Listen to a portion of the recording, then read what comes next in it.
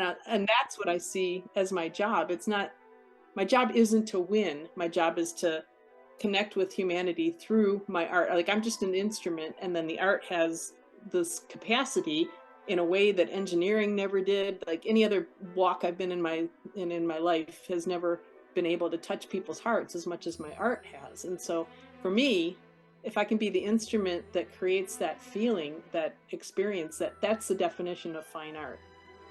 Welcome to the Boldbrush Show, where we believe that fortune favors the bold brush. My name is Laura Engelbert, and I'm your host. For those of you who are new to the podcast, we are a podcast that covers art marketing techniques and all sorts of business tips specifically to help artists learn to better sell their work. We interview artists at all stages of their career, as well as others who are in careers tied to the art world in order to hear their advice and insights. For this episode, we sat down with Debra Keirce, a realist artist who enjoys painting Trompe L'oeil miniatures and photorealism with a narrative approach. She began as a biochemical engineer, but never gave up on her dream of one day becoming an artist. Since her career change, Debra has become an award-winning member of many prestigious artist organizations, and recently, she became the recipient of the 2022 Best of Show George Gray Award with the Coast Guard Art Program at the Salmagundi Club. This then led to her being invited onto an artist residency out at sea. On this episode, we discussed her transition from engineer to artist, the importance of focusing on creating beautiful work that touches people's souls, the benefits of joining artist clubs and organizations, and to not be afraid to just do it. Hi, Debra, Nice to how meet are you? I know, right? Virtual hugs. Yeah. I was at the portrait conference this past weekend, and I don't know, I'm a hugger, so people who Aw. know me know to expect it, but I've just taken a few people off guard because everybody is so air kissy now that, after the pandemic and everything. And Right. I'm like, I survived it. I'm going in. Oh, yeah, that's true. I'm also a hugger, so I understand.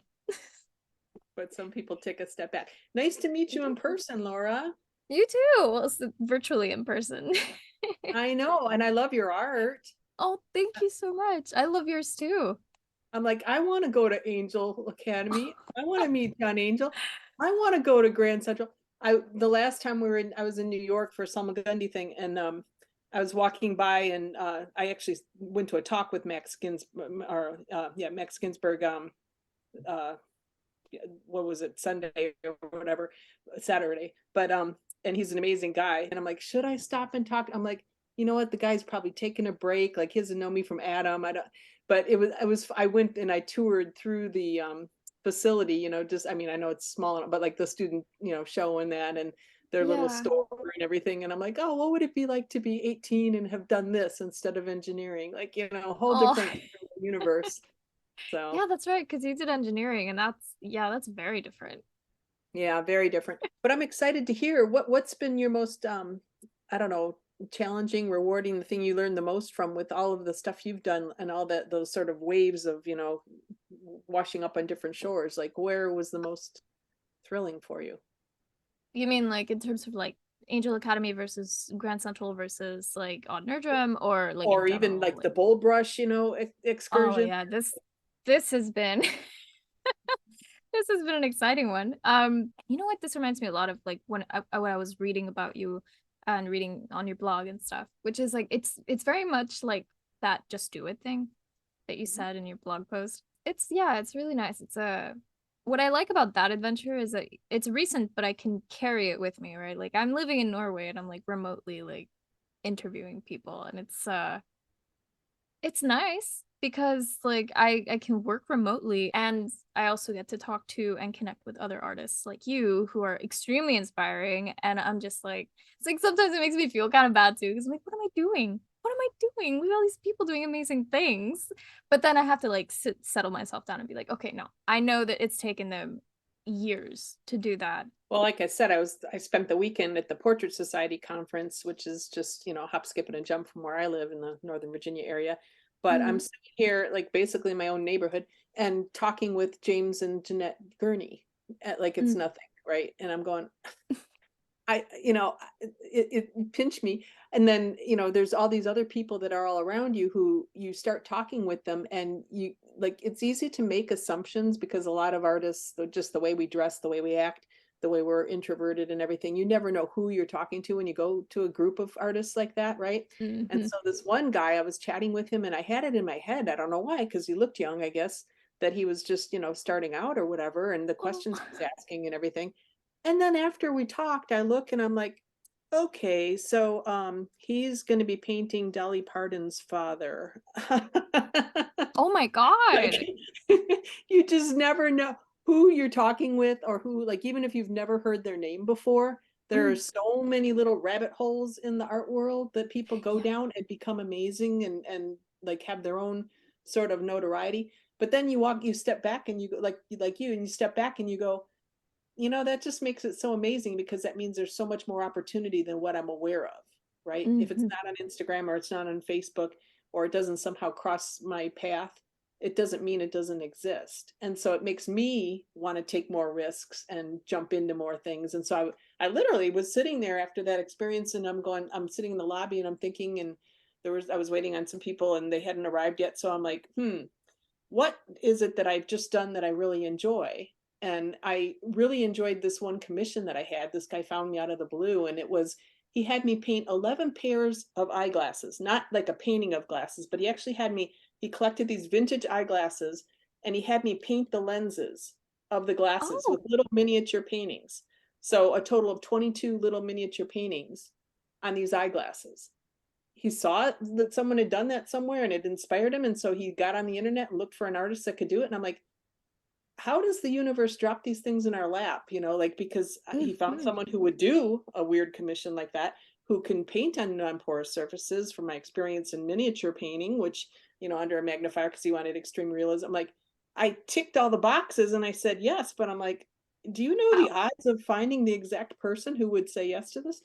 And then I thought about it and I'm like, that was so much fun. And it was kind of like when I imagine I've never been a tattoo artist, but when look at these tattoo artists and you're doing art on someone's body, I mean, that's pretty big commitment right there, right? And so Hmm. here I am, I had to prepare as the lenses. And so I'm, altering, like I can never give him back those collectible glasses in the state that he gave them to me. And Right. so I'm thinking about, like, should I have had him sign contracts if these get damaged or, I didn't, but I'm like, I need to be smarter about and it all worked out fine. He loved them. But I'm thinking that level of working on someone's precious, keepsake, that Mm, led me to a bunch of conversations this last weekend where I'm like, I don't know if it'll work out, but I'm thinking up a new series. I'm going to start painting on people's collectibles, things that I'm going to, and then it's like, well, how do you advertise that you're doing? It's so hard to explain. It just took me however many minutes to explain it to you. Well, I've got a whole two shelves, Costco shelves, floor to ceiling of still life props. I'm going to start painting on them and using those as example. But that whole chain of thought wouldn't have happened if I hadn't been in the presence of all this greatness and all these people doing all these amazing and risky things that just inspire me all the time. So I think it's important. That's a long-winded way of saying, yeah, I agree with you. It's important to get out of your like comfort zone and just feel that little bit of am I worthy, once in a while. But yes. I mean, I've been doing these with the Ani Art Academy that I've because I always want to be learning. So, and I haven't had the opportunity in my life to go to Angel Academy or any place, that I would assume would be very exciting and a different experience. So Hmm. I currently I signed up to be one of the remote students with the Ani Art Academies, and so I'm hanging out with that crowd of people and just getting so much from interacting with all of them, just because this is my social life. Otherwise, I have none, right? But where was I going with this? Now I lost my train of thought. I was going to say something about how I think how analytical you can be about things. Like you can get down into the nitty gritty details of, varnish or, just pick anything, right? And you can take it. It's amazing to me how you can take it into not just like a 3 hour conversation, but, 3 months and we're still talking about the same subject or whatever. And so that's kind of the cool thing about art is you can go as deep as you want and still never get to the finish line, right? Because you Yeah. can just keep on keeping on. It's always fun though to solve a problem, I think, and that's why. And for me, I feel like because I had the engineering training first, that's how I approach my art. It's all problem solving to me, really. And like you're saying, if you don't have a problem to solve, it kind of gets boring sometimes, right? If you were just doing something and it was easy, I don't know. I feel like maybe at the end of his career, Picasso got that way where it was just so simple. It's like, and Hmm. maybe that's what made people great. They did the switch, and created a whole new type of artwork because they got bored with what they were doing, or I don't know. But I'm just Yeah, guessing. could be. I can see that happening. Yeah, and I think also, I think the other issue that maybe Picasso and some people have is it's not just like it becomes too easy, but it's also like when you become so important or so famous, you suddenly become or you're more at risk of painting for the crowd rather than doing it for yourself, which was the original, birth of why you're even doing it, right? So I feel like it's a very that's also why I haven't worked with galleries yet because I worry about like I feel like galleries sometimes, and I totally understand it's a business, they're trying to make money, they know what sells. But I think sometimes a lot of artists can fall into the trap of allowing the gallery to dictate what they will be painting. Um, and for some people, it works because they do want to paint that thing. And then for other people, it maybe doesn't work. And that's also one of the reasons why, I really like what Faso and Boldbrush does, which is it gives a little bit more independence to artists who don't want to work with a gallery and they can just work exclusively online with all of their stuff. And then maybe work with galleries if they want to. Like it's like it becomes optional now instead of like the rule. Absolutely. Absolutely. I've worked with galleries and I haven't ever worked with any of the like Cavalier or somebody, right? The galleries that I've worked with, I've worked with people who invited me to be part of their family or part of their team. And Mhm. so I feel like that meant that I had an opportunity because I knew that they liked my work a lot. It wasn't me it like changes the dynamic. And so Yeah. they've become friends who I wouldn't, even if their gallery closed tomorrow, I would still be their friend and interact with them. And that's Mm. happened with several of them. They've closed and I'm still in touch. So I feel like for me, I don't know, I don't want just the gallery experience. And have it be all about the sales. I want it also to be about, a good relationship. And so I look for that opportunity. But I also think that like what you're saying, there's so many, I feel like FOMO, I guess, if I was only doing the one solo show a year and only with one exclusive gallery, then I'd miss out on all these other experiences I'm having. And I don't want to do that because I started so late in life, in the art world. I feel like I'm have to play catch up now, Oh, but and you're doing amazing. oh, thank you. You're But it's welcome. funny because I talk with some of these artists and I feel like I don't know, I guess I have no apologies, but it sounds egocentric when I'm like, I did make sacrifices in the beginning and my husband and I worked for 40 years, but for me now it's not all about the money. But then I talk to Mhm. someone who's younger and just trying to make ends meet and they have to make all these sacrifices and they see me doing this stuff just for fun, like going to the portrait conference and then going here and then going there. And it's like, well, I can afford it because I worked for 4 decades to get to this Yep. point. So no apologies. But on the other hand, I can see where if my life had gone in the other direction and I'd gone into art instead of engineering and done it, that way, I would have had to have I would have faced a lot of poverty, kinds of situations to begin with. And so I can't speak from what they're experiencing. So I don't Mm. know. It's like there's all these different isn't it weird that way in the art world where you're dealing with people that are coming at it where they have an awful lot of money, a lot of wealth, right? And they're Mhm. collecting or doing this just for fun or whatever.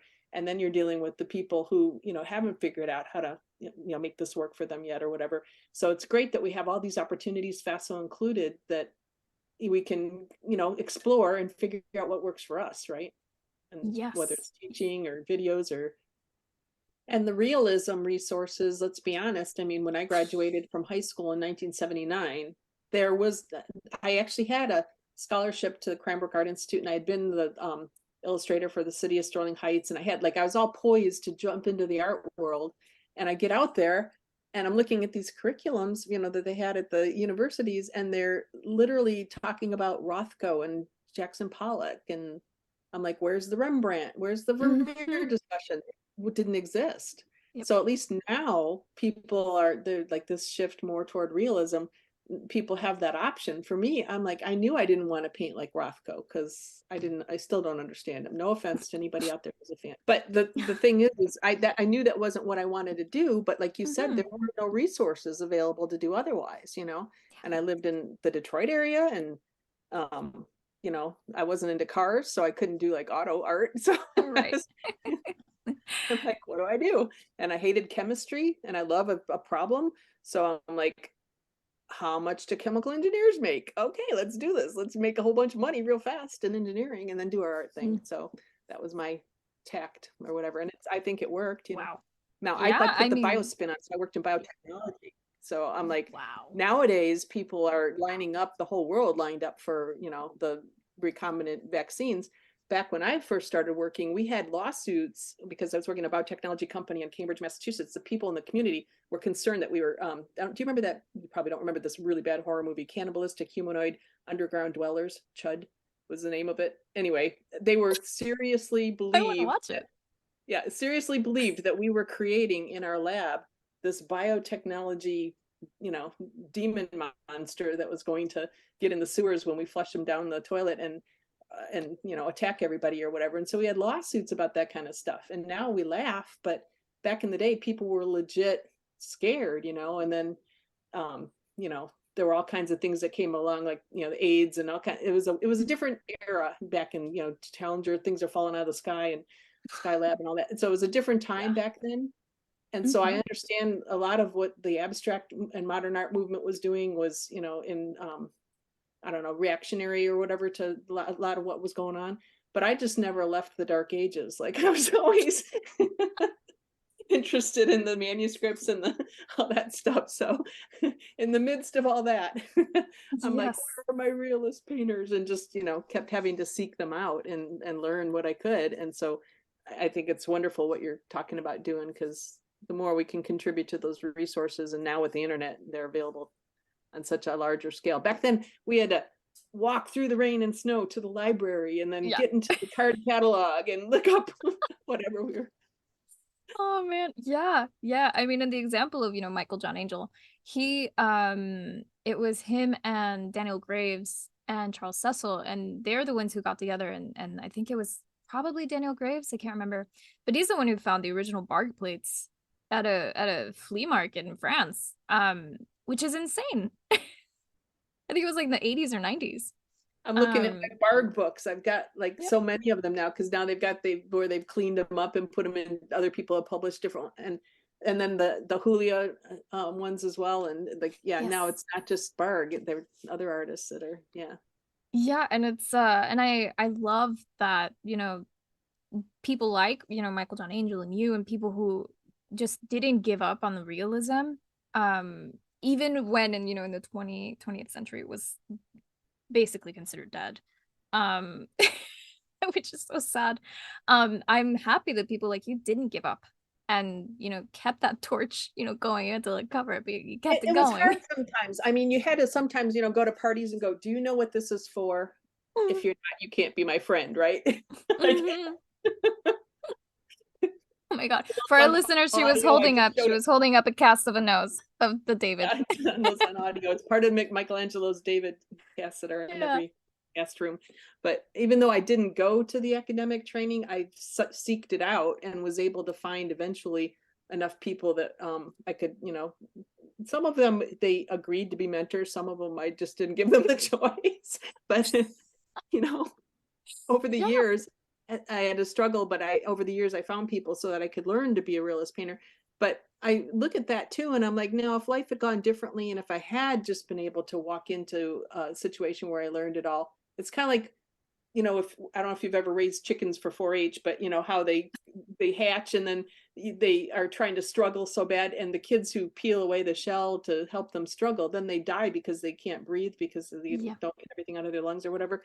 It's kind of that way. I feel like, gosh, I wouldn't be the same artist if I'd have just like found somebody who could have taught me everything right from the beginning. If I had discovered, you know, the Barg drawings like 2 decades sooner, would I have been, you know, better for it? Maybe. I'll never know. But Yeah. you feel that It's way where a your struggles helped you like be who you are? yes. Yeah. Yeah, I think, I mean, in terms of actual, normal struggles with like painting and like, getting better and stuff, yes. When it comes to the struggle of, facing, and I tell this to my students whenever I have them, or whenever I have a new student, and I tend to remind them too, I'm like, when you're painting or you're learning how to draw from the very beginning, you are facing your demons because you will have to face the fact that your work is inaccurate and it's gonna suck. But guess what? You can fix that. And you have to believe that you can fix that. If not, you're just gonna be fighting with your demons all day. But you just have to push through it and trust yourself. And that can be really first of all surprising for some people because they think drawing is just la la la la la, just make it look good. No, I think it is a very complicated psychological battle with the self for And most of the time.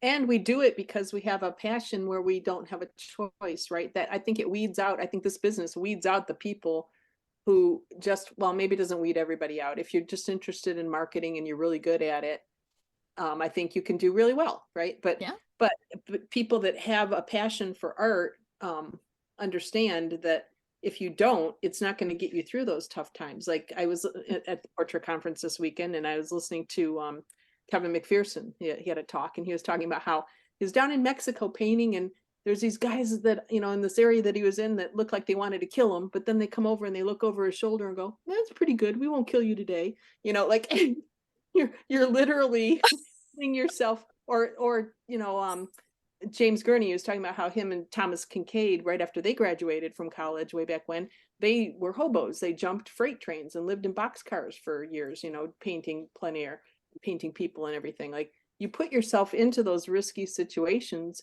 Why? Because you're so consumed and you're so all about the art, right? And Mm-hmm. I mean, I don't think normal, not that I think we're all insane there. We're just on that continuum of insanity, right? To the level Yeah. that It's a it spectrum. interferes with other people and your functioning in society, is whether you get the white coat or not. But I think you have to be a little bit like nutty and so like taken by this whole, passion for the arts and putting beauty in the world and being one of the creators. I have postcards over there from I was standing in front of these cave drawings that are like 30,000 years old. So in the Ice Age, there's these cave people. I don't know what Cro-Magnons, whatever they were called back then. And instead of making baby Cro-Magnons or hunting for food or doing whatever they could do, somebody, probably with spit or something, crunched up a whole bunch of yellow ochre and charcoal, and they crawled their way through, because you could see the little hole through these stalagmites and stalactites that, I mean, frankly, if you've ever been in one of those caves, if you tripped and fell on one of those, it would spear you, right? Yeah. So death defying to get to this place on the cave wall, holding their torch, which if your torch goes out, then you're dead, right? Yeah. Because you can find your way out. Holding their torch, and they found a way so that the cave wall creates a relief, creates shadows. So they found a way, holding their torch in a specific place, where they could paint they think it was deer. They had like humps, like camels have humps, but Mm-hmm. they're like prehistoric deer on this wall, so that they were actually turning form with the light and the relief of the cave and the paint that they had at the time. Yeah. And I'm sitting here thinking, okay, these are people who, I don't know, even if they had language back then, or I mean, nobody knows what it would have been like to be one of these people, but like that speaks to me to how part of our DNA and our ancestry, the whole idea of a passion for the art, even when we're at risk to create, how inbred it is into some of us, right? So I mean, I'm standing there going, that's crazy, dude, because I'm like watching, did I wear the right shoes? I could slip and fall. It's very damp in here, like if I break a hip in France, I'm really in trouble. Yeah. And Yeah. here's this person who did this, and all these years later we're looking at it going, wow, I mean, it's a pictorial representation of Mm-hmm. what their life was like. And who knows, I mean, I'm thinking they probably had other colors that have dulled over the centuries, and it probably looked like some amazing, you know Yeah. Leonardo da Vinci kind of Sistine Chapel thing when they did it, and now this is what we're looking at. But I mean, I feel like it's that way still to this day. We're trying to figure out in this modern world how to and it's not even necessarily for a lot of us because we want to be in the spotlight or because we want, the fame Mhm. or the recognition. I mean, but I think, don't you feel like it's kind of like you just want to have a voice, Yeah. You just want to be there, be one of them, be part of the group that, Yeah. you know. Yeah. It's like I think that's part of that other side of, our ingrained biological need for being a part of, a group of people.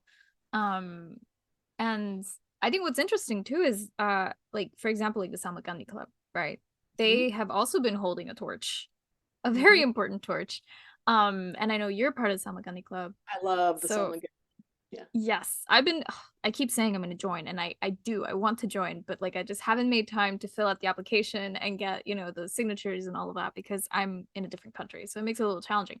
But I have tons of friends who are in the Samarkand Club. And then, we did an episode also on the history of the Samarkand Club. And it's fascinating how so many important realist painters have gone through the doors of the Samarkand Club. It's like they at one point they were all fighting to be a part of the Samarkand Club, I think in like the late I want to say yeah, the early 20th century, I think. Which is it's I guess it's a testament to how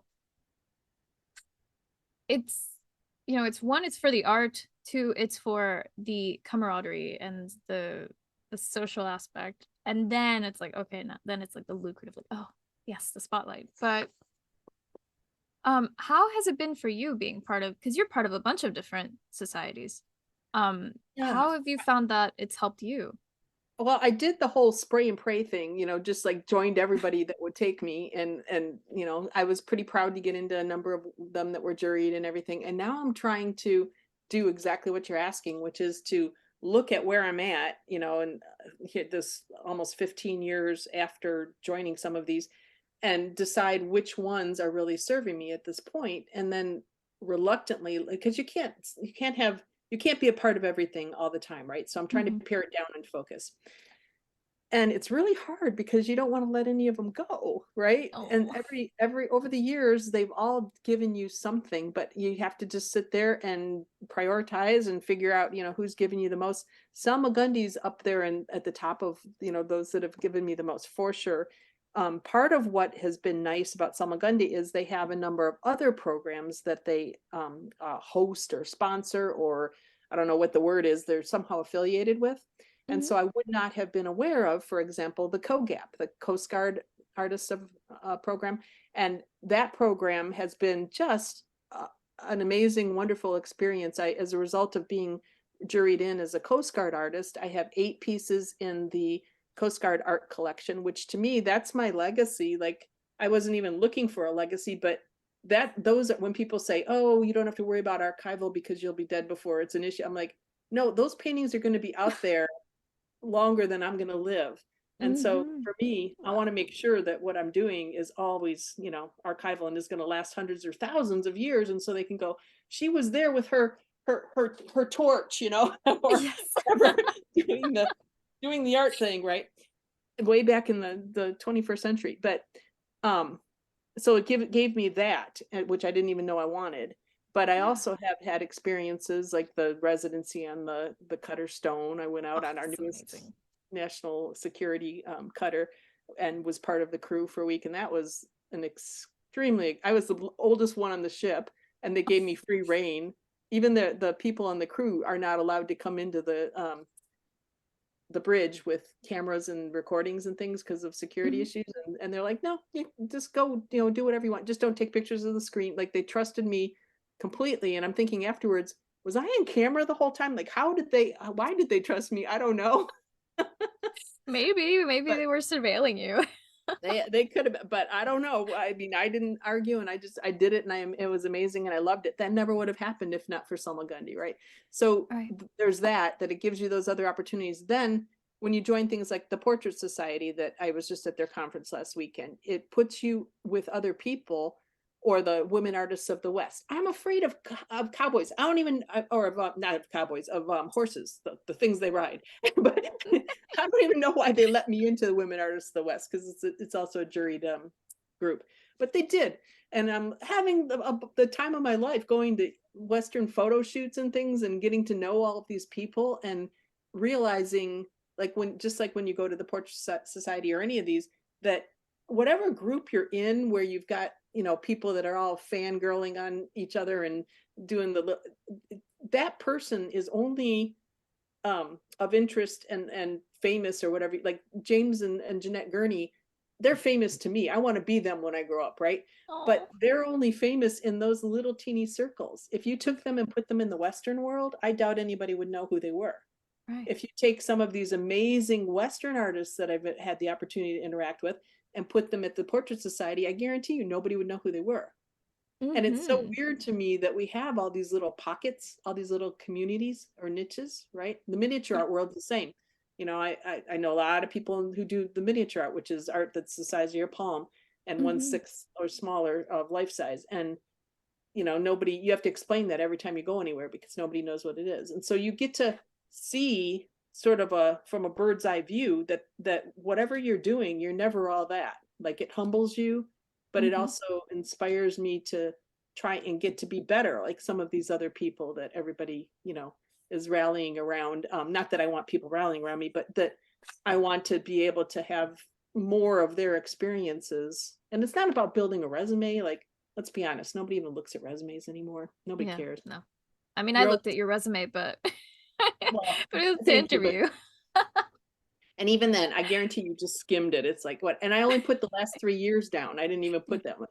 that's the But other part. I was like, damn, this woman's done a lot. She can only fit the last few years in here, and that's already a lot on the list. like I said, I'm making up for lost time. I'm Oh, 61, so I only have 43 more years on this life of life left, right? you're still So young. yeah. But whatever is last on my easel, which now I have a bunch of miniatures out there, but whatever is on my easel, that's the thing that is my resume. That's the most important, right? And so you have at every step of when you interact with people in these different societies, at every turn you have, like there's a number of societies that are having shows that are coming up, and I'm like, what am I going to paint for this? This is an opportunity. Is this my big breakout moment, or do I just go with something that I know I'll get in, probably won't win an award, like. So every turn when you interact, when you're a part of these societies, you're offered up contests, gatherings or interaction, or potential sales, potential learning opportunities, just whatever. Pick something in the art world, you're offered those with societies, which I need things served to me on a plate because I don't cook anymore. Like I don't clean, I don't cook. All I do is Yeah. art. So, to me, those societies do that as well. But how about Mhm. you? What have you found? Well, What do I think I have actually been able to gain a lot of really great connections just from going to these academic schools because, like you said, the one you? name in one of these little academic schools, it means absolutely nothing to someone in a different, side of the realism world. So, like Right. I say Michael John Angel, I believe 90% of the people listening have no idea who that is. Um, I do. but I'm I mean, like, I want yeah, to know. you do. And he's oh, I love that man. But again, yeah, it's the same. And it's such a small group of people too that, even on Instagram, like it's like we all connect eventually. We all cross paths eventually. Especially now that a lot of like the Grand Central Atelier people are going into Samagandi and they're working more with Samagandi because Jacob Collins, for Hmm. people who don't know, he founded Grand Central Atelier. Jacob Collins is one of the biggest patrons and one of the biggest people who is part of the Samagandi Club. So of course he's gonna bring his little troop of GCA people. He's Um, president of the club yeah. now. Oh Yeah. wow. Okay. Well, there Last you time I go. saw him, I'm like, really? Water Street wasn't enough. Grand Central wasn't enough. Now you're really, Jacob. Mm-hmm.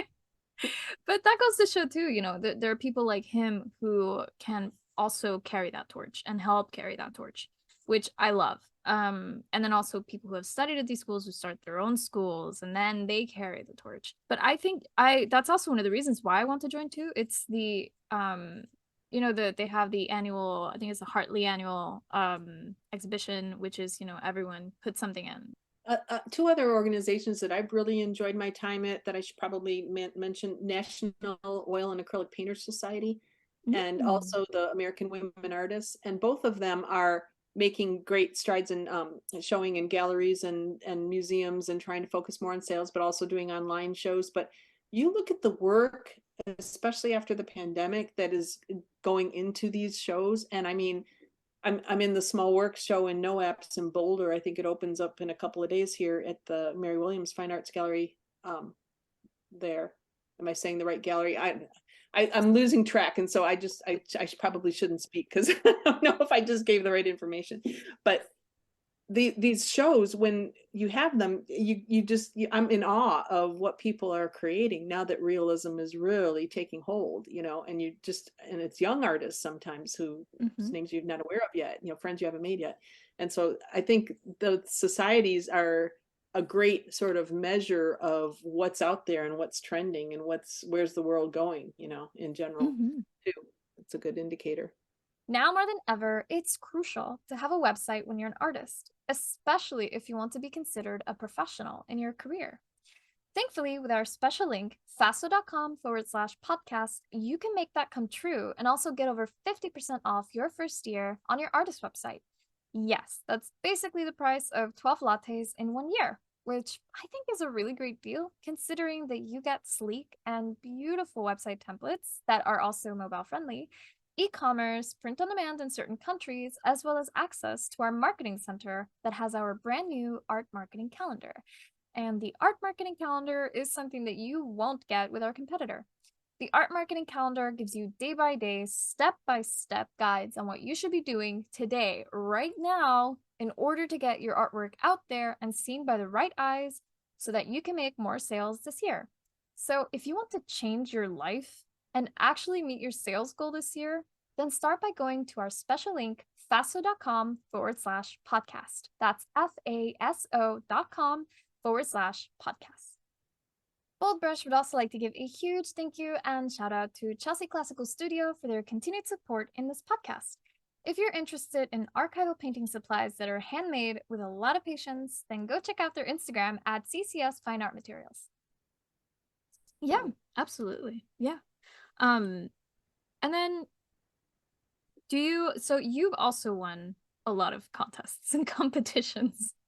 And it's really funny because it reminds me of two things. One, your recent blog post about Just Do It, because you said this line that I really liked, which was that you couldn't have strategized or like you couldn't have imagined the way that things turned out, right? You couldn't have planned at all how all of like how these amazing accomplishments have happened for you if if you hadn't just done it and you planned. And I wonder if that also plays into how you've been able to participate and win so many contests because you're just like, why not? Do you find that Yeah, that's true? I think that's true. I think what happens in some of them, like I didn't even enter ARC this year because I didn't have anything. I felt like I mean, you don't even have to have it physical, but I just felt, I didn't have time. I didn't have whatever. And so in the past, I'm thinking, oh man, that would have been such a lost opportunity. Why wouldn't you? But I didn't feel like it, so I didn't. And I don't want to. And Mm-hmm. but there's things that happen like I had 11 original pieces of mine are in the Fed and in the Grana, the bar and the restaurant area of the Langham Boston Hotel, which is a 5-star luxury hotel. And this is huge. This is like a Yeah. career, the Michael Jackson Thriller moment, right? What do I do after this kind of thing? And it happened and it was amazing, and they interviewed me last year and I got comped a free night because of the interview, and then I'm on their QR code and the whole bit. And so this is, I mean, Michael Harding and his wife were apparently stayed at the hotel, and so they knew about my paintings and stuff. It is a cool experience. Mm-hmm. But then it happens and afterwards it's crickets. You're kind of like, and I've heard this from other people who've won things like the British Portrait Award and stuff, where they're just like, okay, where's all the good things that are going to happen from it? And you can certainly leverage that. You can mention it and leverage it for, which I Mm-hmm. probably haven't done enough of, but for whatever future things. So you can absolutely use it as a marketing tool. But there's nobody that's like the people aren't going to flock to you, and the galleries aren't going to line up, and it's this myth that if I could only get this, then all these wonderful things will happen. Nothing catapults you to the top, nothing. And so once you realize that, I think, and you probably know this, once you realize that, then it doesn't really matter if you do the greatest thing ever. I mean, Mm. I don't know, maybe there are some things that you could do that would give you forever residuals, but I haven't discovered them yet, and I haven't experienced them. So knowing that I am only as good as what I'm doing now, and thinking, I'm doing things for the experiences, so I want to have a fun experience with this. That takes a lot of pressure off of you. If you're always trying to get that exhibition at the Met, then you're going to be or I would be a miserable person trying, Hmm. right? Because every time I've written, they've never answered. So, You keep trying though. right?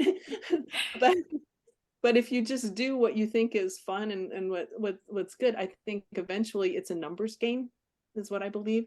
The more Mm. things you enter, the more you win. So if I'm winning a lot, it's because I'm entering a lot, And Right. I think it's important, and tell me if you agree, to enter everything from local contests all the way up into international ones, right? Yes. Do a range, and then you can see what comes for you, where and Right. other rabbit holes you can go down, right? Yeah, yeah. And I guess the other important thing too is like when looking at these competitions, if it's a competition for abstract and you're a realist, what are you doing? Right.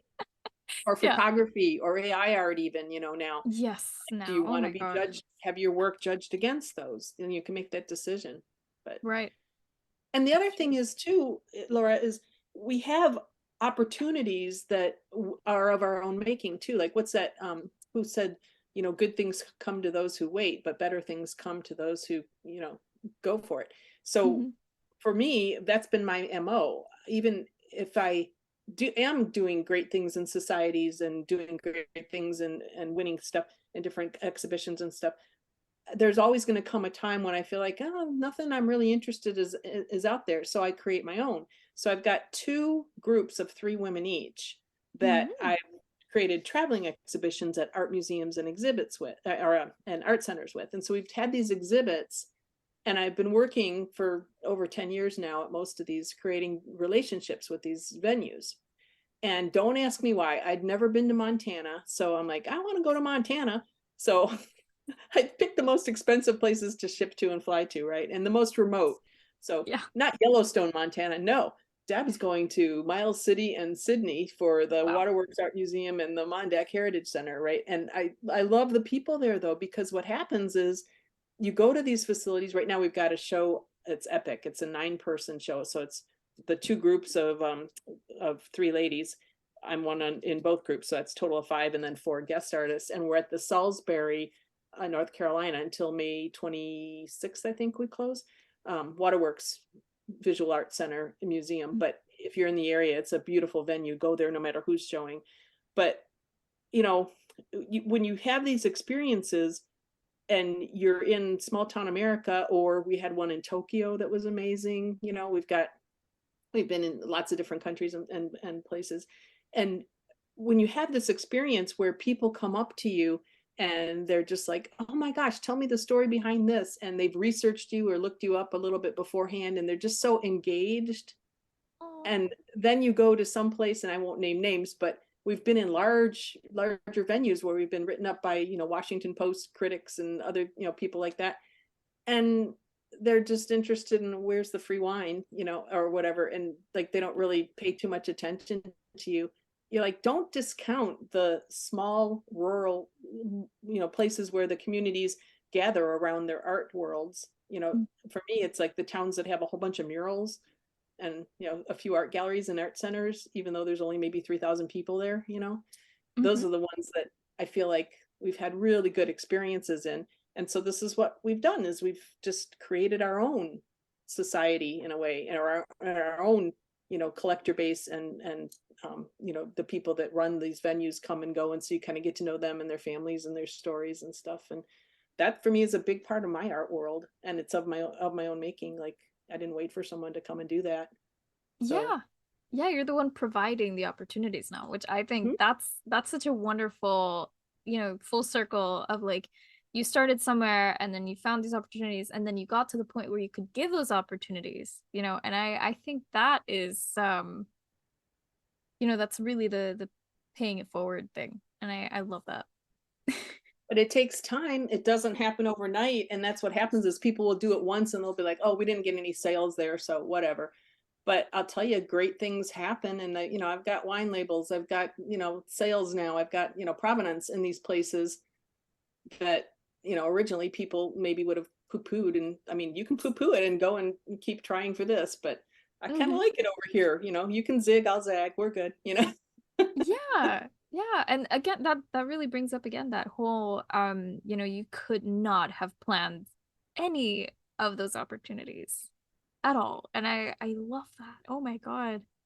It's like, you just and it's funny because it reminds me of a conversation that I had a couple weeks ago with Christopher Remmers and Clint, where we spoke about entropy and chaos. And I feel like, how you're describing these opportunities, we try to make things as perfect as we can. We think we have these amazing plans and we have to fulfill them. But what if we just follow a little bit of that chaos and then we allow it to guide us into something even more amazing, you know? And that's my art process too, as you're describing it. Again, we were saying, and part of this conversation was about how everything always comes back to the art for me.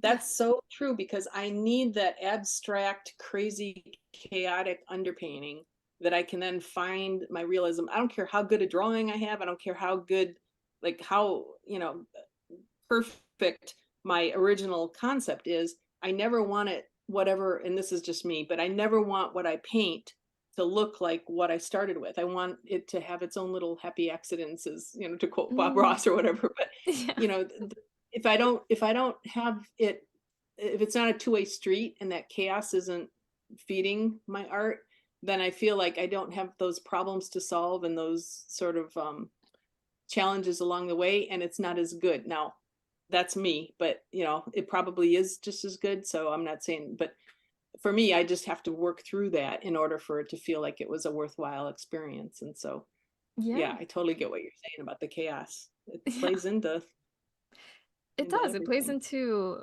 all of our lives, from the art to what we're gonna have for dinner. Sometimes, you can plan dinner out, and then sometimes, you have like five things in the refrigerator, and then you realize, oh, I could cook this, and you would not have thought about that. So much of it too is being able to pivot on that chaos, right? And that's what chaos brings to you, is the opportunities to pivot.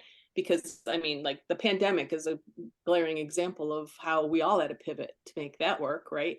But Yeah. in some ways, not that I would ever wish a pandemic on anybody, but in some ways, I think people will say, wow, I mean, if not for that, then these good things wouldn't have happened, right? I mean, I know for me in my business, I had to streamline things, I had to rethink things, I'm doing things totally different now than I was in 2019. And that's Hmm. not a bad thing, you know?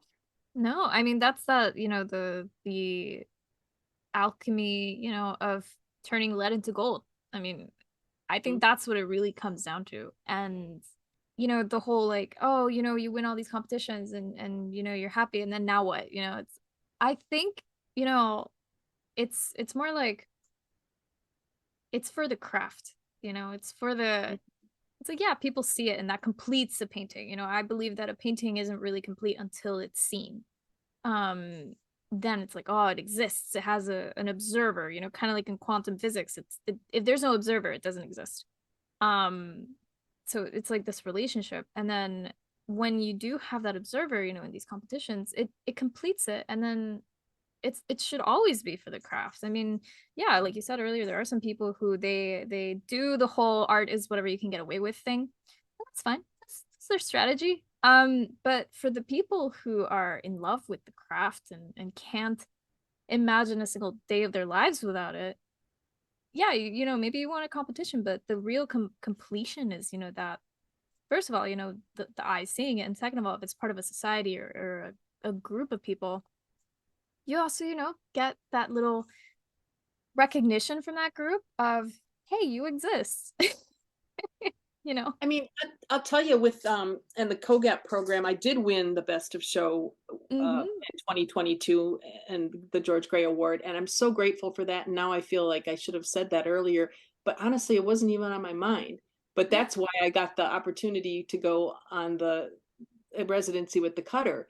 And so it was because a Navy captain saw the show and he was moved to tears. He's like, "How can I contribute? What can I do to help?" And so he sent me, for a week on this cutter, all expenses paid. And so that was what I like that, out of that experience, it was wonderful to get that award. But that wasn't what I remember, right? It's all Yeah. about the residency experience. Or Mhm. talking about the Coast Guard art program, the COGAP program, when you go to their receptions, which unfortunately I'm double booked, so I'm not going to be able to make it this year, but they have a private reception for just the artists and their plus ones on July 13th. It's going to be happening. And then the show is going to hang there for a month at the Mhm. Selma Gundy Club in Skylight Gallery. And I think that's the name of the gallery. And um, they have the admirals come and they're going to have Linda Fagan, who's the commandant. So she's the person in charge of the entire Coast Guard currently. It's an elected 4-year position. And so she's in charge of all the admirals, right? Ooh. That's going to be there this year. And so you're here with all these important people. And when I've been there in previous years, they've come up, admirals have come up to me with tears in their eyes saying, "You painted our story. And this is, I want to share with you, this was an experience that I had and you reminded me of it, or this looks just like whatever." And so when I was on that residency, I'm like, I want to paint the things that make admirals cry.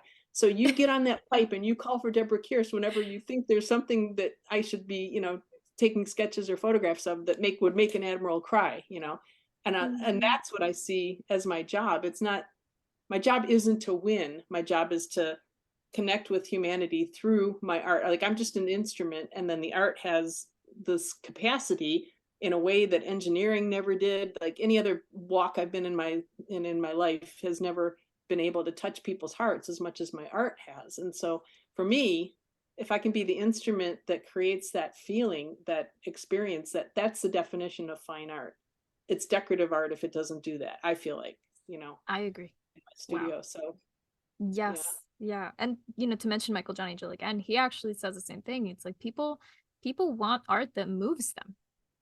And your art does that clearly, which is, I mean, I think that's the greatest goal to attain as an artist. It's not just, improving at your craft. Yes, but if you improve at your craft with the intention of moving people, of making them feel something to connect with that greater human consciousness, then that is a masterpiece. And knowing that not everybody's going to connect with it. No, not everyone. My neighbor is like, "Deb, we want to support you, but we have great pictures of our dogs, so we don't see any reason to have you paint them." I'm like, "That's fine. You are Yeah. not my customer. You are not my collector. Enjoy your Yeah. pictures. I get it. Like that art form doesn't appeal to you. That's fine. You don't have. I think sometimes artists will try so hard to connect with every person that they encounter, and then they get discouraged because I don't know, they're at a restaurant and they're not selling their art. Well, people didn't come there to buy art. They came there to eat, right? Or, Hmm. you know, maybe they're just a lover of a different type of art or whatever. So I think what I've found, and you can tell me if this has been your experience, is you just have to do what you do and then the people come to you. People say Yes. find your signature style or whatever. I'm like, no, I'm just doing what I love, and then my Hmm. signature style finds me. And Yes. so I think we sometimes have it backwards because we're in a race to that almighty dollar, right? Mm, And unfortunately. it doesn't serve you well if you're only trying to get the awards and the dollars. I understand people that have to feed themselves and pay their mortgages. But quite honestly, I could make more money as a Starbucks manager or go back into engineering and have six figures again if I wanted to. And I Right. don't, you know? So you have to make those realistic choices. And for me, it's like, I just want to make admirals cry. Oh my God, I love that. That should be the title of the episode. I just want to make admirals cry. Oh, that's fantastic. But it's true, and I think that speaks to, yeah, it speaks to that it's not for the money. It's for the craft. It's like a lot of artists, they're on the fence about jumping full time on it. And I would tell them, if you really can't afford it, then don't. Like, keep your day job, paint when you can, and that's fine. And then, you can decide down the line, if you build this collector base, you build these true fans, as they call them. Then down the line, when you see, oh, this is really, bringing something, don't let the money kill the dream, Oh, it's so sad. And we've all had those art instructors, unfortunately, or people teaching workshops who you're like, you are not loving this. You're only doing this for the money. I can just tell you'd rather, like, you should just have a t-shirt that says, I'd rather be painting in my own studio all alone or something, you know? And you Yeah. don't want to ever become one of those people, I don't think. You want to always have your um, pay your mortgage, do what you got to do, and if it's teaching, that's great. But if you're not in love with teaching, find a way to do it maybe where you love it more, or leave enough time in your life that you can still do your creative pursuits. Because I think if it bottles up, it makes you crazy. Like, I actually walk dogs in the middle of every day just so I can stay human, because I need to interact with something mammalian, otherwise I find that I go nuts. So like I and I love Kevin that. McPherson was talking about this, how he lives in a very remote area of Taos on this beautiful lake where he can, like a community of 40 people, where he doesn't see anybody for 2 weeks. And then he went off and did all of those excursions in Shanghai, right, where there's 24 million people all in one space in China, right? And he was talking about what a culture shock that is. And it's true. I think, Mm. we just can get so um, in our own head that it gets scary. So we need to break out and get into the 24 million people cities every once in a while, just so that we can still connect with, the people that we're creating art for. Yeah. Yeah, I think, yeah, it's so normal for artists to isolate themselves too. It's like, we need it. We need it for that fertile breeding ground of ideas and silence and, perspective. Because it's almost, I don't know if this happens to you too. I mean, a lot of, like, realism is about narrative. It's about storytelling. It's about it's like this inner imagery that tells a story that just comes out, right?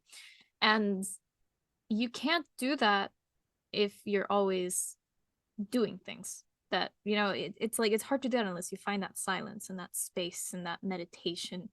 um but then equally, you need to go out to allow your brain to, experience all of these things to create those stories in the first place. So it's a balance. And what I find, we are talking before about societies and getting involved with, groups, and physically being there with people to kind of ground yourself regularly. What I find is, if I'm alone in my studio with my thoughts, my allegories start to take away my paintings. And that's part of why I started my series, or it's a category, a collection on my website. It's called The Little Bit Quirky Paintings. And Mm. so I was finding that and I have a few of those still, just because I need to do them. I love to do them, where I've got things like, an ice cream bar melting inside of a champagne glass inside of a fish aquarium, what? Like, and it's because there's a allegory in my head that I feel like I need to get out, that I need to paint. And sometimes it's working through grief, or, painful things, like, Mhm. a lot of us lost a lot of loved ones, in the last several years, and all. And Yeah.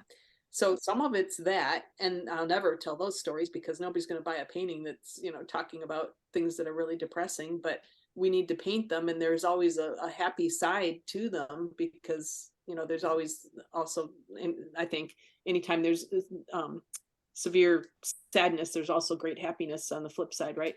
So Mhm. I think painting those kinds of things are important, but also doing it in a way that it still relates to your audience.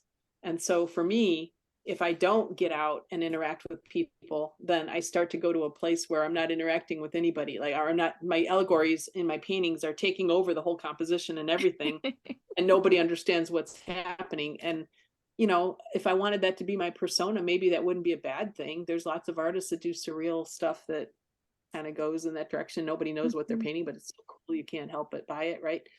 But I don't want that to be me. So I'm trying to stay on the level, I'm trying to stay in the middle of the spectrum as much as I can. But do you That's find that too, understandable. that, sometimes your stories, your narratives go, kind of take over? I think, yeah, there's always that risk. Again, I think it's also because, like as artists, from what you're also telling me with your quirky paintings, we have this rich inner world, and sometimes, the only person it amuses is ourselves. It's like, when you write poetry and it's about a specific moment in your life, and when you read it, it reminds you of it, and no one else will really get it. Um, but for you, it's something really cherished. I'm not against that, but I agree. There's a point where, if you if you're too alienated like that, then you're definitely just doing it for yourself. Which is totally, again, it's totally fine. I mean, if someone's just doing this for fun, they're not doing it as a job, that's different I completely. think there is something different about us, that people Hmm. notice and comment on or whatever, but that's how we know we're artists, right? That's why we're part of Yeah, this group. Yeah. exactly. It's, and I've actually I asked this to another guest, Catherine Bobkowski. I asked this about teaching though, but I think I could ask you, do you think you chose to be an artist, or did being an artist choose you? I think the artist chose me.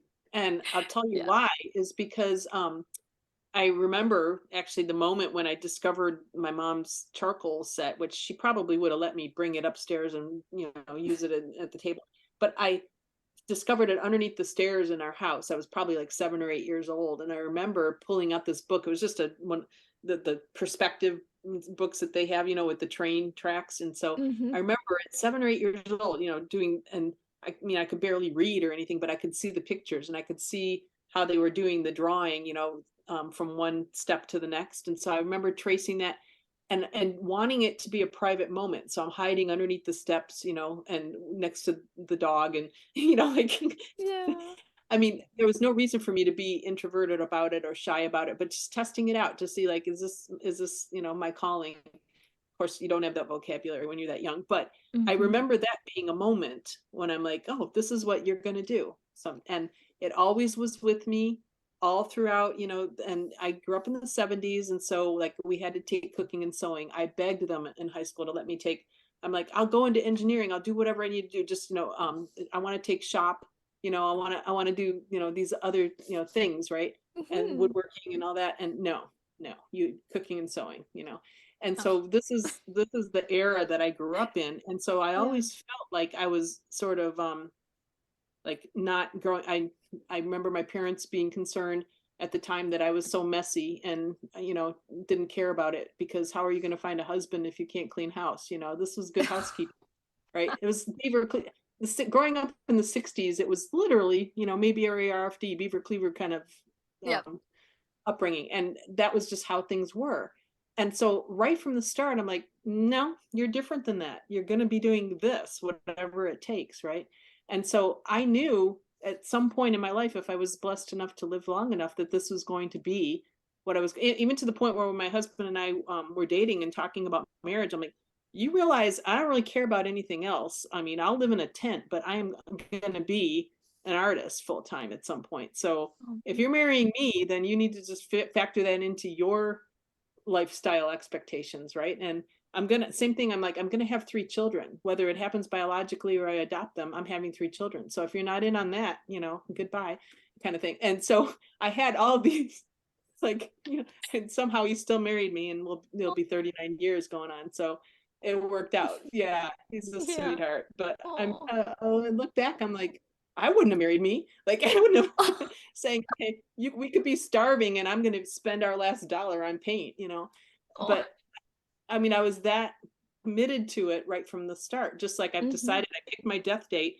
I've decided I'm going to die on August 31st, 2066, when I'm Wow. 104. And it's like you set these intentions. And I mean, realistically, I'm not insane yet.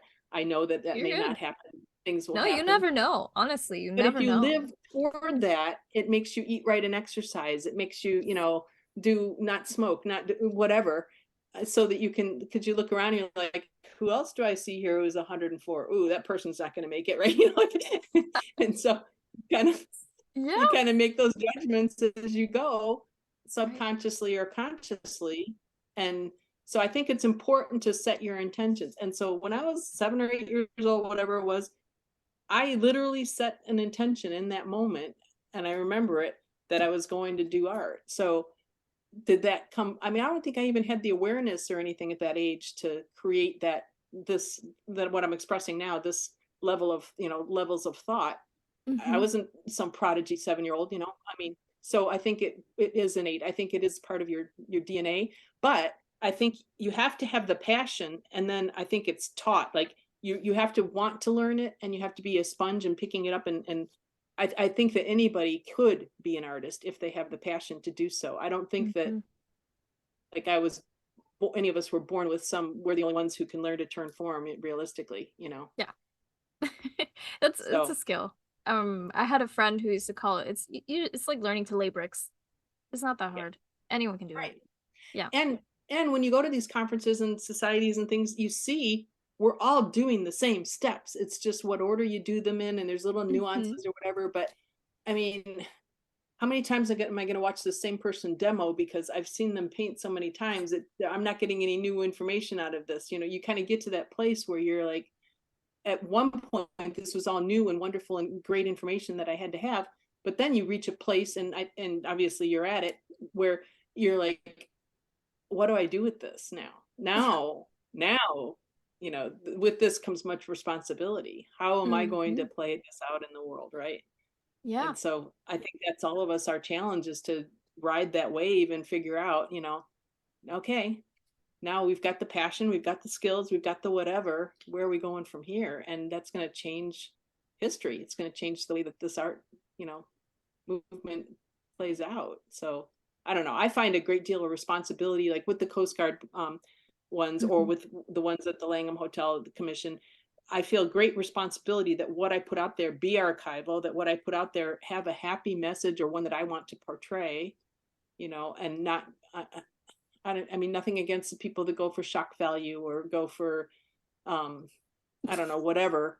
But Yeah. I've never been good at creating a whatever. I'm not Yeah. I'm not good at being anything other than unfiltered, genuine, and frank. And so for me, what you see is what you get. Oh, I love it.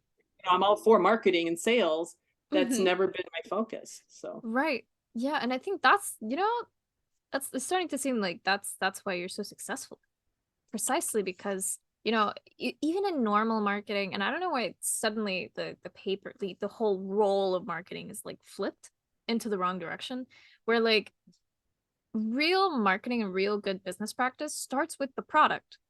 It starts with the product. The product sells itself. That's it. Like if you're trying too hard to sell something, maybe it's time to work on the product more and stop focusing on the selling. Because like for example, there was a painting that I did a couple years ago, and I just did it because it was this image that popped in my head and I loved it and I loved the idea, and I worked on it and it was like really fun. And then I posted it on Instagram, and like 10 minutes later I had 3 messages from 3 people saying I want to buy it.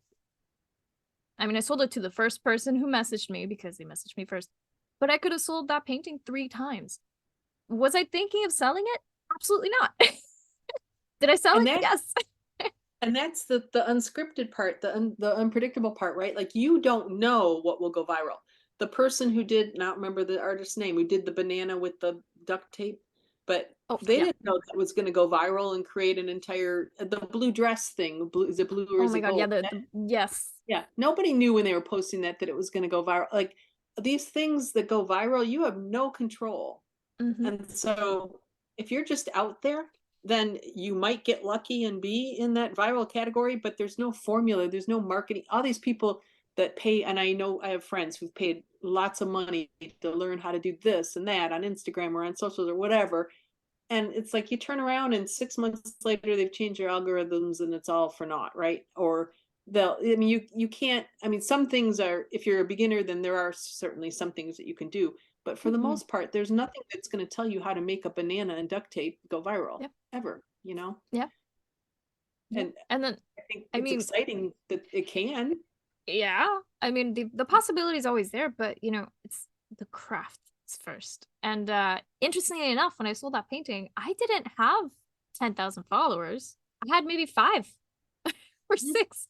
Like I wasn't even in like, I have more followers now than that, but even then, like it was like spontaneous, like I just want to do this. This feels right for me. And then, post it because yes, and it's gone. It's like And that's it. and you also this I think this business humbles you again and again. Like you think you're all that and then you're not. And you think you're all that and Oh, then you're not. And it's always like that. And I remember one time on Instagram I had, and I don't remember the numbers now. I couldn't even tell you how many followers I have now, but it's not that many. And I don't, because I don't spend enough time on there. I don't do the things that you need to do in order to, make relationships on Instagram. So it's on me that I don't. I'm not complaining, but I had something, I think it was like I was approaching 6,000 or something. And then they did their sweep that they do where they get rid of all the bots or whatever's out there. And I never yep. bought anybody, or I never did Hmm. anything bad to be deserving of bots. I, and since then I've been cloned and stuff. I'm like, who am I that you want to clone? Whatever. But so Oh my God. I've been through that ringer or whatever, but they came through and they took away like half of my followers. And Right. overnight, I went from whatever my number was down to, I don't know, 3,000 less or whatever. And I'm like, that's interesting. Like what the internet giveth, the internet can taketh away. And so Yes. you just you just realize that even when you are successful and you are all that, like you're just, standing on a shaky ladder in the rain, on ice or something. Like Oh my God. you're really not, you can't ever just like rest and go, now I'm there. Even people Yep. like I don't want to say his name because I'll say it wrong. I don't know how to pronounce it, but the man who just won the great accolade of selling $2.5 million, whatever it was, at the Scottsdale Artist School. Mark Maggiore, I think he's a Yeah. Western artist, but yeah, amazing art, beautiful art. I love it. I love what he does and everything. But I was thinking about it, and I mean, who doesn't want to, put themselves in his shoes or whatever? But I'm like, his life has definitely changed, but he's still only as good as the next thing on his easel. You know, like he's got Hmm. that in his rearview mirror, and we all want that in our rearview mirror. But now, like everybody's looking, going, "What are you going to do next? What's your next story?" It's kind of That's ooh. intimidating. Like Hmm. it's almost like, I don't know, it's almost scary. For the really big wins to me are almost frightening, because then you're like, oh, now the Yeah. pressure's on, you Yeah. know? I mean, to quote Star Wars, twice the pride, double the fall, Yeah, yeah, it's true. It is. But then Yeah. there is no try, do or do not, right? Exactly. Yes. Yeah, And it's a complicated thing. I think I do. Yeah, it's true. It's like, you're humbled one moment and then the next moment you're on top of the world and then you're humbled. And I think that's also, that goes to show too that it's even in the art world, it is like a giveth and it taketh away. It's like you just gotta keep chugging on and again, it's for the craft. It's for the love of it. it is. And I think you get weeded out if you're not passionate about it, or you don't want to, if the cons outweigh the pros, if you don't feel like, man, this is just so amazing, even though it's painful, I'm loving this, then Yes. you Yes, I probably had a won't guest be very who long. called it God, what was it? Like happy, like sadly content or something like that. It was so funny. It's like or depressingly content while working because it's again, you're facing your demons, you're trudging through, you're doing your best, and you keep learning. But don't you find when you're in groups of artists, I was just talking to some people, they run Studio Pintura out in Minneapolis, and they're amazing people, Lois and Armando. If you ever get to meet these two, they're two of my favorite people in the world, and they are some of the most interesting people. And I was talking with them, and we were chatting about how the art world in general is like this, where you meet people, and first of all, I think artists wear a lot more on their sleeves. Like you go into the corporate world, and everyone's masked, and they're behaving in a certain way, and you're, following certain protocols and meetings and all that stuff. There's none of that in the art world. You're just like, everybody's like, you get TMI real quick sometimes, especially in workshops and things where you're just like, okay, I didn't want to know that level of detail about you. But having said that, they're some of the most creative, intelligent, um, generous, just like artists to me, because you put all those emotions out on the plate. And then on top of that, you have to be pretty smart to get to a place where you can, feel confident creating. And so you've got all that intellect as well. I mean, I've gone into some very nerdy rabbit holes with people that I just have the best time in. I'm like, I Yeah. forget to eat, you know? Yes. Oh. and I mean so it's as much for me, it's as much about the community as it is the craft. It's like those people are doing such amazing, inspiring, wonderful things, and I want to be with them, Mm. as opposed to back in corporate America setting up project teams like I used to. So I don't regret having moved from one step from my left brain into my right brain at all, and Mhm. that's a misnomer, by the way. I use more of my left brain Yeah. now than I ever did when I was engineering. But Oh, um, I hear that. yeah, but I think that it has to go. You have to have that too. Like you have to feel like you're one of I was going to say tribe, but that's probably not politically correct. But that you know, You're part of something. Yeah. yeah, yeah, Yeah, I it's agree. bigger than you.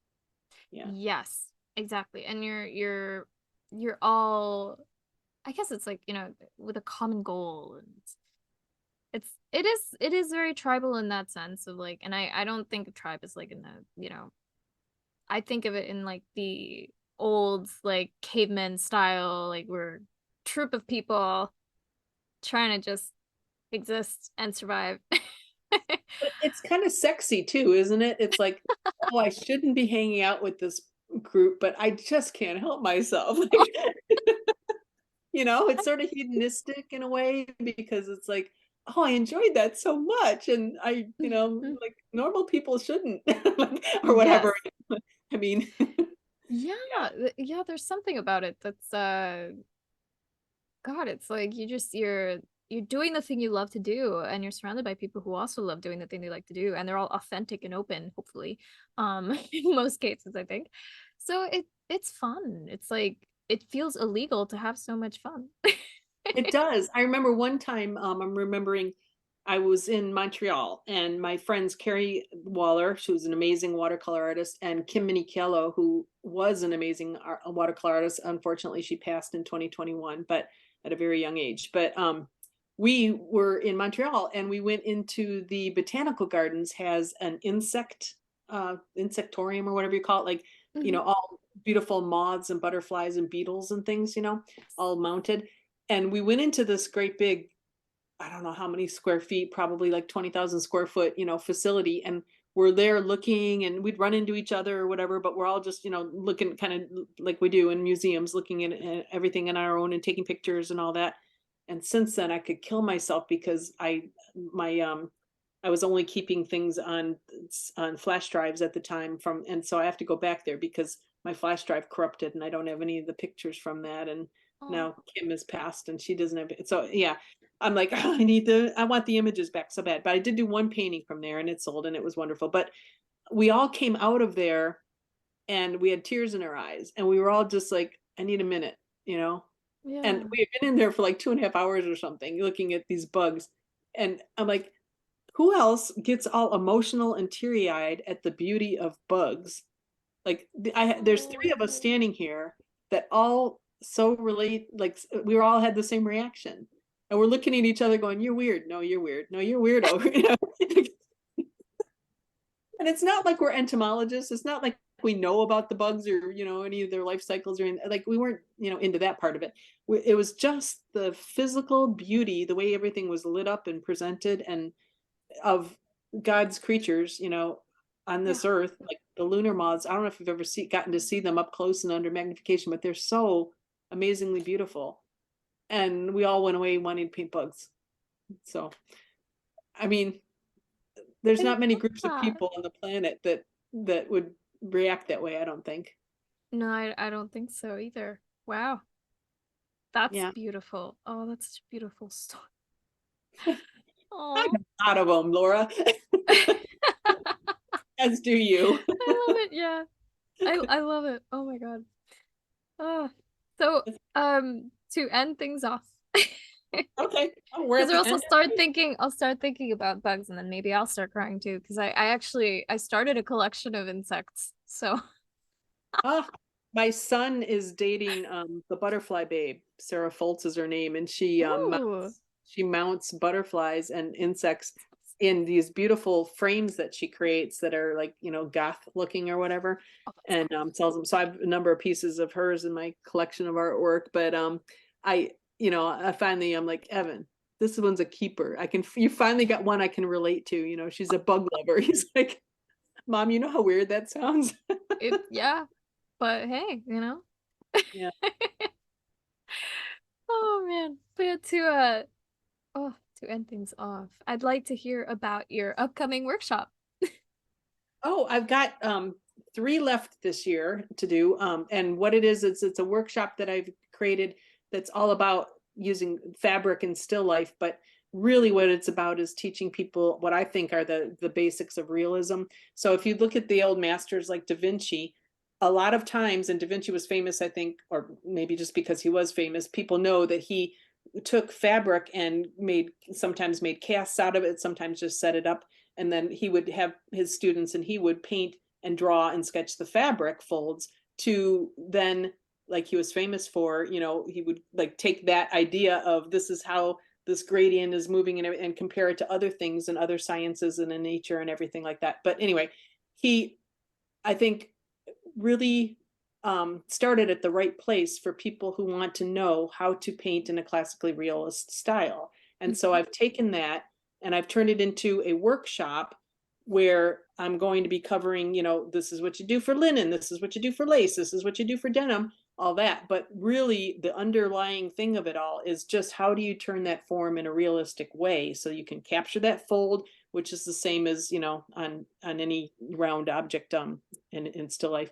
And so I'm going to be at the Albrecht Kemper teaching at the end of June, and that's a museum in St. Louis, Missouri, or St. Joseph, Missouri. And I'm going to be at the Florence Thomas Art School, and that is in a little beautiful Appalachian mountain town. It's a kind of a touristy town. It's West Jefferson, North Carolina, and that's going to be in the middle of September. And then I'm going to be teaching it at the end of September at the River Valley Arts Center, which is a new venue for me. That's down in Russellville, Arkansas. And I haven't been there before, but we have a show that one of the 3 lady groups that's going to be there at the end of September. So I'm going to do that in conjunction with our opening there. So I'm excited about all of these. And I think that, whether you're a beginner or an advanced painter, that I'm hopefully going to provide something that everybody can learn from. And I talk really fast. So I give like all the information. It's like a dump of everything I know. And Oh then you have a man. year to recover before I come back to that venue. Yeah, they're gonna have to record you, like just audio record and take notes. Yeah, yeah. I mean, the experience is fun with these workshops because then you get to see, what other people's struggles are, and Right. that's what I like about the workshop environment. So it'll be Yeah. fun. Yeah, Yeah, and you get to connect with more people, which is also beautiful. exactly, exactly. And some of these people are ones that, I mean, every year you got to come up with a new workshop because they've already taken, the last 2 or 3 or whatever. So Yeah. yeah, I'm like, okay, I gotta kind of like we were saying, right when you go, whew, got that done, you have to come up with your next act, right? Yeah. Yeah, the dancing bear. Exactly, exactly. So this is my new Yeah. dance, and I think I'm excited, or I am excited about it because people are responding really well, and because I just think, the fabric, which I stole this from my friend Natalie Featherston, who did a fabric workshop. And I'm like, oh, that's a good idea. I'm taking it. She's like, that's okay. I took it from, and she named another person. And apparently that person took it from someone else. So I'm not the first to do a fabric workshop, but, and how it relates to still life and different textures, but I'm excited for it. So Yeah. Yeah. I mean, sometimes we have to say things in different ways so people can understand the message. So I think it's great exactly. that it's a bunch of remixes of the same thing. And that's what I do. I remix. I'm like this DJ that's, into this remixing life. Yeah. Yeah. Oh man. So where can people find more of your work? On my FASO website, of course, debrakeirce.com. And on there, I have listed all of my, like, I'm only really on Facebook and Instagram, but I have my social media links. And then I don't know that I have my galleries listed, but I'm the ones that have the most work in are Seaside Art Gallery in Nags Head, North Carolina, the Corteil Gallery in Provincetown, Massachusetts, and Bella Arte Gallery in Midlothian, Virginia. So, and I do Wonderful. stuff like at Florence Thomas Art School too, and Scojo's in Albuquerque, other places, but those are the primarily ones. Great. Awesome. Well, thank you so much, Deb, for Thank your you. time and this wonderful conversation. I I feel have like a I never feeling knew. I'll probably have you on. Oh, I feel like I'm probably gonna have you on the podcast again in the future because this was so fun. Oh, I would love that.